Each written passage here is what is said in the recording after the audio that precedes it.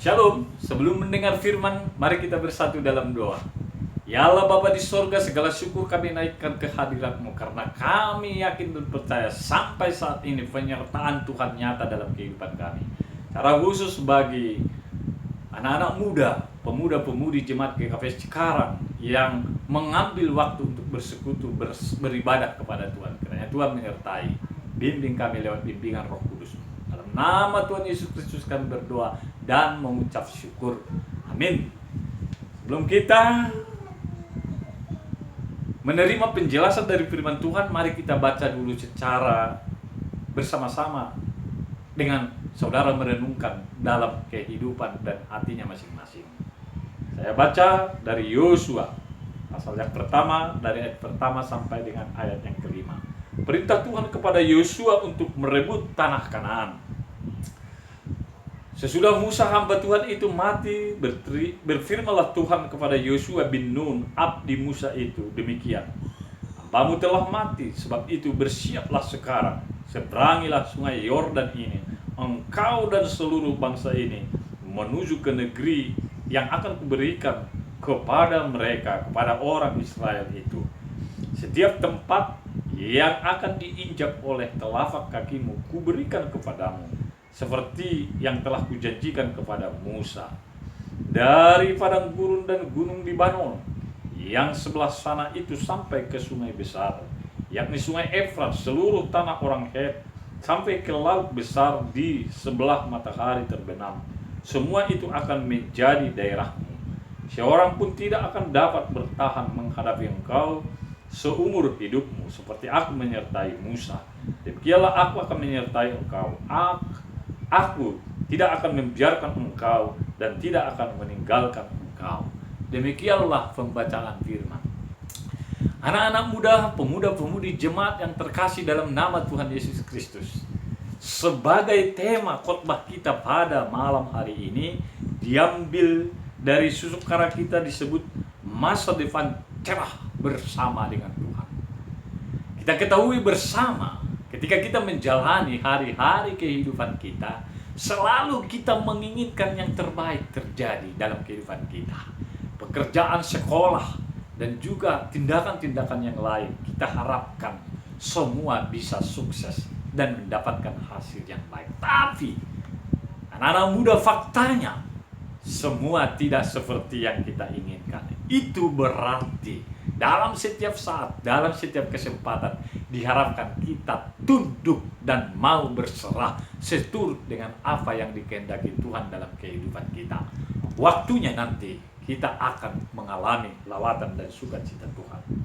Ada statement mengatakan, orang dapat datang dan pergi, namun Tuhan senantiasa menyertai kita.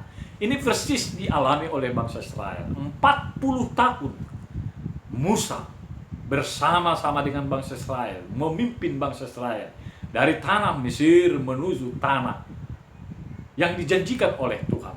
Tapi dia hanya diberi kesempatan sampai sungai Yordan. Dan di sanalah dia meninggal dunia. Muncul pergumulan, persoalan baru di tengah-tengah bangsa Israel. Siapakah selanjutnya yang memimpin bangsa Israel? Siapakah yang membawa bangsa Israel menuju tanah perjanjian yang telah ditetapkan kepada nenek moyang mereka? Dalam nats kita, Allah berkarya, Allah bertindak lewat memilih Yosua sebagai pengganti Musa untuk memimpin bangsa Israel. Tentunya dalam benak Yosua juga ada pertanyaan, apakah saya mampu memimpin bangsa Israel yang terkenal dengan tegar tengkuk? Yang tadinya dia sudah bersama-sama dengan Musa memimpin bangsa Israel, dia sebagai abdi Musa, dia mengetahui persis bagaimana karakter kehidupan bangsa Israel. Nah, tentunya ada beberapa kunci strategi Tuhan bagi Yosua supaya dia berhasil dan bertekun mau memimpin bangsa Israel, membawa bangsa Israel ke tanah perjanjian. Pertama, harus jelas dalam tujuan. Musa terkenal dengan kekarismatikannya memimpin, setia, taat, dan berkomitmen. Ini juga yang diharapkan terjadi kepada Yosua. Apa, kapan, di mana, mengapa Yosua diminta untuk menguasai tanah perjanjian ini tetap berlandaskan apa yang menjadi tujuan Tuhan bagi bangsa Israel. Membawa bangsa Israel sampai ke tanah Kanaan, sampai tanah perjanjian yang telah ditetapkan oleh Tuhan. Musa sebagai pemimpin tadinya telah bekerja keras, tapi Tuhan berkehendak Yosua lah yang memimpin nantinya bangsa Israel ke tanah Kanaan. Yang kedua, Yosua harus yakin akan kerinduan. Kerinduan dalam arti keinginan, cita-cita yang ada di dalam bangsa Israel. Yaitu, bangsa Israel nantinya akan sampai ke tanah Kanaan. Bangsa Israel nantinya akan mengalami janji-janji Tuhan. Ini yang dirindukan bangsa Israel. Ini juga yang dirindukan Tuhan terjadi ke tengah-tengah bangsa Israel. Tentunya ada dua kata nantinya yang menjadi penguat dan yang menjadi, katakan, ketahanan bagi Yosua dalam menjalankan tugas-tugas. Kuatkan dan teguhkanlah hatimu.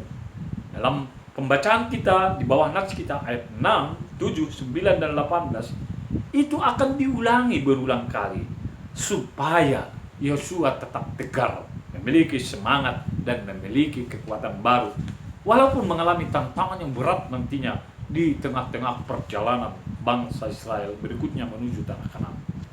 Yang ketiga, harus ada komitmen kepada keputusan. Dalam Lukas 9 ayat 62 di dalam perjanjian baru disebut, setiap orang yang siap untuk membaca tetapi menoleh ke belakang tidak layak untuk kerajaan Allah. Komitmen adalah kunci pencapaian. Komitmen adalah merupakan cara untuk mencapai cita-cita atau tujuan. Nah, tentunya komitmen ini adalah bagian dari integritas, bagian dari apa yang telah kita putuskan, apa yang telah kita tetapkan harus kita kerjakan, dan kita fokus akan tujuan yang telah ditetapkan sebelumnya. Yang keempat, dan ini yang menjadi terakhir, harus memperbaiki kekurangan. Kita yakin ada ungkapan mengatakan, ingat, orang sukses belajar dari kesalahan. Pasti siapapun kita tidak manusia sempurna. Ada di sana sini kesalahan, ada di sana sini kekurangan.